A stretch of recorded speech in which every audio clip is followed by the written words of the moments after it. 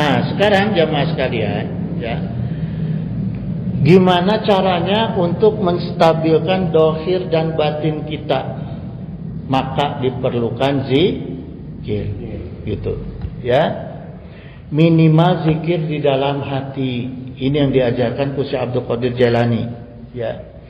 Wa amma zikrul qalbi fa huwa mulatatatul qalbi ma fi domirihi minal jalali wal jamali, gitu, ya.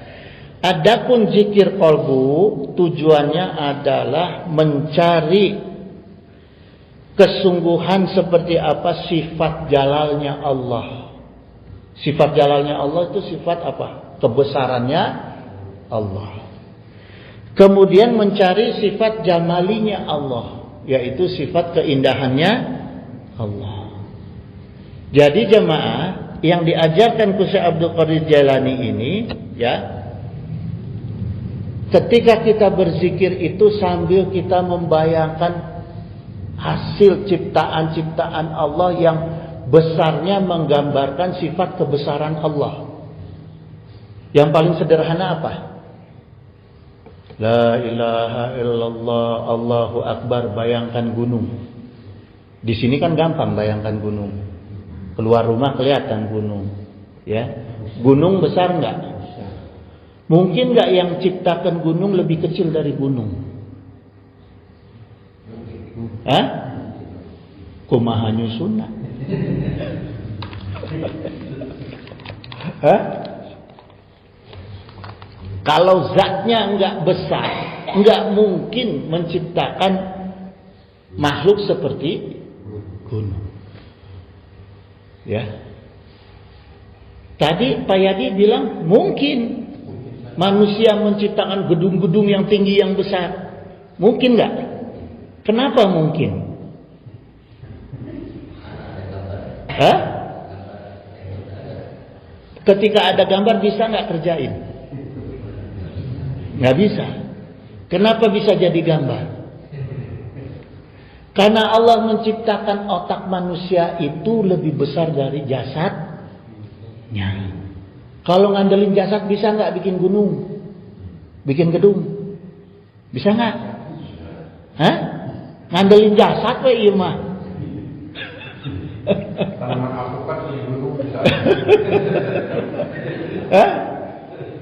Karena Allah ciptakan apa? Bukan badan kita yang besar, otak kita yang dikasih besar sama Allah. Fungsinya, maka bisa menciptakan sesuatu yang besar. Artinya apa jemaah? Untuk menciptakan atau untuk membuat sesuatu yang besar dibutuhkan zat yang lebih besar. Maka itu kita wiridan itu zikir sambil membayangkan kebesaran Allah. Begitu juga sifat jamali Allah. Kita melihat alam ini begitu indah. Mungkin nggak kalau Allah lebih jelek dari alam? Bikin sesuatu yang indah, nggak mungkin.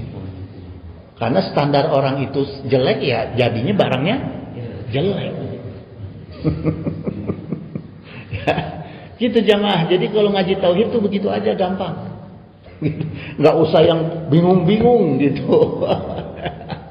Ya, gitu. Maka kata ulama, in kana laka aklun falaka fadlun.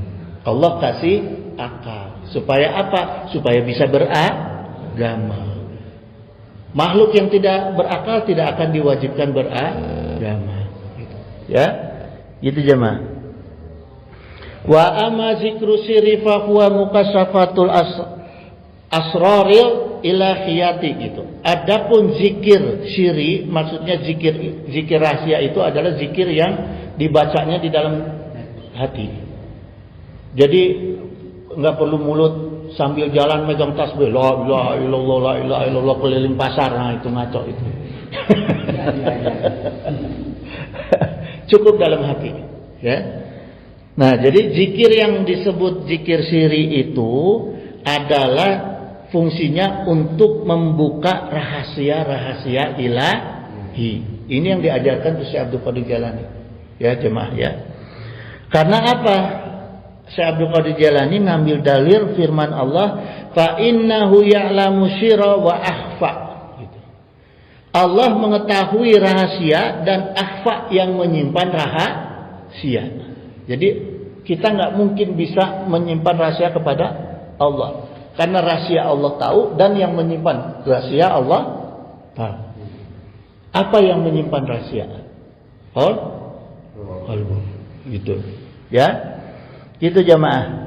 Nah, sekarang ketika kita banyak berzikir, kan kita hidup ke alam dunia ini diantar oleh dua rahasia besar Allah.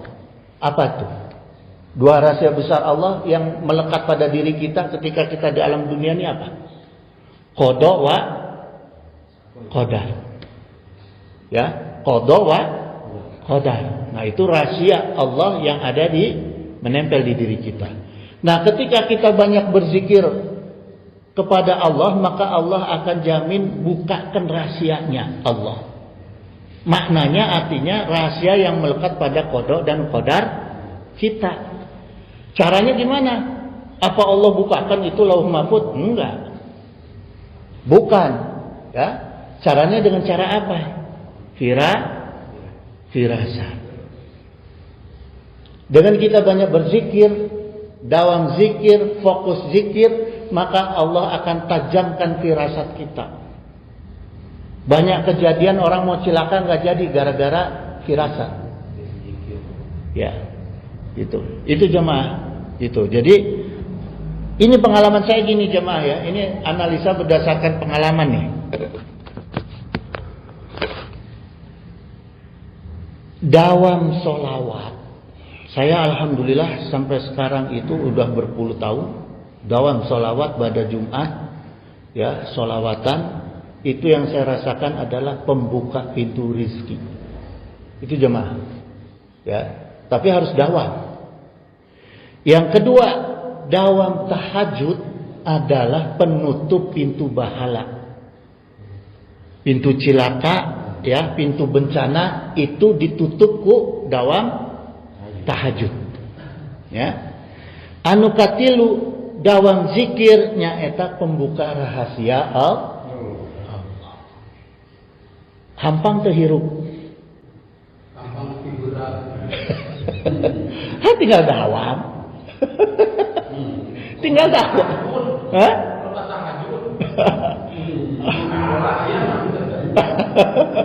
Tinggal dawam. Dia jemaah ya. Allahumma paksakan itu maksimal 1 minggu 7 hari atau 7 kali. Itu Allahumma paksakan. Kaditu nama insya Allah ente. Tapi jangan ngambil tahajud yang tengah malam, yang jam 3 jangan. Kalau sekarang kan subuh jam 4:30 lebih ya. Ya. Bangun aja jam 4. Bangun aja jam 4. Masih dapat tahajud 4 rakaat. Masih dapat 4 rakaat. Hah? Iya. Subuh hampir jam 5 ya kan? Jam 4 aja bangun, masih dapat. Jangan nguber jam 3, jam 12, ngantuk. Ya, bangun jam subuh lewat 10 aja masih dapat tahajud. Masih dapat gitu. Tinggal kita mau tahajudnya berapa rakaat. Kalau mau 2 rakaat ya bangun jam 4.15 masih dapat 2 rakaat. Gitu jemaah, ya. Yang penting mau, udah gitu aja deh. Ini pengalaman jemaah, ilmu pengalaman itu lebih tinggi dari ilmu sekolah. Sok ayeuna kieu. Ada orang menceritakan perjalanan dari Jember ke Monas. Tapi nggak berangkat, menang tina buku, menang tina televisi. Lebih percaya mana dengan orang yang ngomong pengalaman keberangkatan dari Jember ke Monas, tapi dia melakukan perjalanan. Lebih benar yang mana coba informasinya? Hah?